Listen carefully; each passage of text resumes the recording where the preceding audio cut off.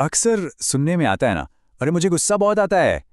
कई बार हम सोचते हैं कि गुस्सा नहीं करेंगे, कस्में भी खाते हैं, पर हर बार कंट्रोल नहीं कर पाते। और ये गुस्सा, ये एक ऐसी चीज़ है जो हमारे सबसे प्यारे रिश्तों में भी जहर घोल सकता है। तो चलिए, आज इस सब्जेक्ट को थोड़ा समझने की कोशिश करते हैं। सोचिए, ये बात कितनी कितनी गहरी है। गुस्सा ना सबसे पहले जहर घोलता है हमारे अपने मन में। फिर धीरे धीरे हमारी पूरी जिंदगी में फैल जाता है और फिर हमारी पूरी दुनिया ही जहरीली लगने लगती है।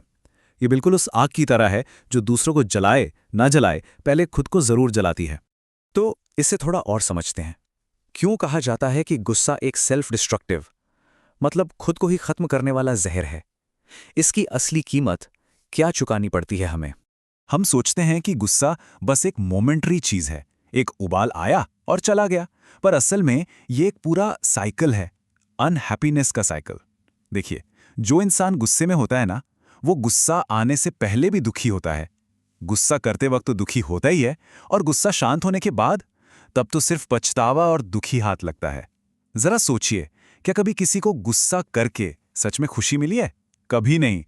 एक सवाल है, क्या दुनिया में कोई भी इंसान ऐसा है जिसे ये अच्छा लगता हो कि कोई उस पर चिल्लाए, उसे भला बुरा कहे?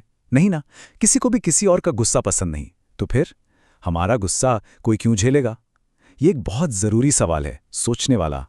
अच्छा, अब आते हैं एक बहुत बड़ी, कह सकते हैं गलत फहमी पर। क्या गुस्सा हमारी चॉइस है? क्या हम सच में चुनते हैं कि हमें गुस्सा करना है या नहीं? सबसे कॉमन बहाना क्या होता है? अरे मैं क्या करूं, सामने वाले ने गुस्सा दिला दिया। पर एक बात बताइए, क्या हमारा इमोशनल रिमोट कंट्रोल दूसरों के हाथ में है कि किसी ने बटन दबाया और हम गुस्सा हो गए? नहीं। हमारी फीलिंग्स, हमारे इमोशंस, वो हमारे अपने कंट्रोल में होने चाहिए ना। और सच तो ये है कि हम गुस्सा कहाँ करना है, ये चुनते हैं।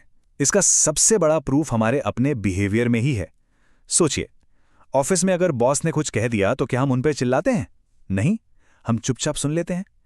लेकिन वही बात, वही गलती अगर घर पर कोई छोटा या कोई हमसे कमजोर करे तो हमारा पारा चढ़ जाता है। इससे साफ पता चलता है, गुस्सा करने से पहले हम अपना टारगेट देखते हैं। तो पॉइंट क्या है? गुस्सा कोई रिफ्लेक्स एक्शन नहीं है जो अपने आप हो जाए। ये एक चॉइस है।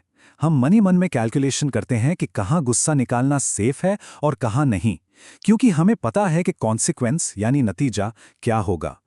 अच्छा, तो अगर ये मान लें कि गुस्सा हमारी चॉइस है, तो सवाल उठता है कि इसे कंट्रोल कैसे करें। चलिए, इसके लिए एक गुरु के बताई हुई बहुत ही सिंपल सी टेक्निक देखते हैं।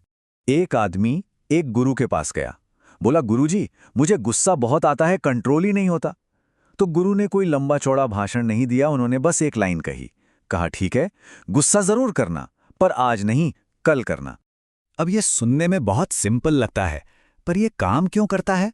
क्योंकि ये फॉर्मूला गुस्से और हमारे रिएक्शन के बीच में एक पॉज, एक छोटा सा गैप बना देता है। देखिए, गुस्सा ना एक बादल की तरह होता है, आता है, गरजता है और थोड़ी देर में चला जाता है। वो जो कल का इंतजार है ना, वो हमारे मन को शांत होने का वक्त दे देता है। और जब तक वो कल आता है, तब तक गुस्सा करने की वजह ही खत्म हो चुकी होती है। तो गुस्से को टालना तो हो गया पहला स्टेप, लेकिन उसे जड़ से समझने के लिए हमें उसका सामना करना पड़ेगा, मतलब सेल्फ अवेयरनेस, गुस्से के आईने में खुद को देखना। चलिए, इसे भी एक बहुत इंटरेस्टिंग कहानी से समझते हैं। एक कहानी है एक बहू की जो अपनी सास के गुस्से से बहुत परेशान थी। वो एक संत के पास गई उपाय पूछने। तो संत ने एक अजीब सी सलाह दी। उन्होंने कहा, अगली बार जब तुम्हारी सास गुस्सा करे ना, तो बस चुपके से उनकी आवाज रिकॉर्ड कर लेना। तो अगली बार जैसे ही सास ने चिल्लाना शुरू किया, बहू ने वो रिकॉर्डिंग प्ले कर दी। अपनी ही आवाज सुनकर सास एकदम चौंक गई। बोली, अरे ये कौन है? किसकी है ये इतनी कड़वी, इतनी भद्दी आवाज? ये गंदे गंदे शब्द कौन बोल रहा है? बंद करो इसे, मुझे क्यों सुना रही हो ये सब? जब बहू ने धीरे से कहा कि माँ जी, ये आवाज आपकी ही है, तो वो सन्न रह गईं। उन्हें अंदाजा ही नहीं था कि गुस्से में वो कैसी लगती हैं, कैसे बोलती हैं। और यही पॉइंट है, जब तक हम अपने गुस्से की असलियत का सामना नहीं करते, उसे बदल नहीं सकते। ये पहला और सबसे जरूरी कदम है। अच्छा, तो अब कोई ये सोच सकता है कि इसका मतलब क्या है, कि किसी को कभी कुछ कहना ही नहीं है, बच्चे गलती करें तो उन्हें भी न डांटें? नहीं नहीं, ऐसा बिल्कुल नहीं है। यहाँ एक बहुत बहुत इंपॉर्टेंट डिफरेंस समझने की जरूरत है। यहाँ दो तरह की आग है। एक है क्रोध।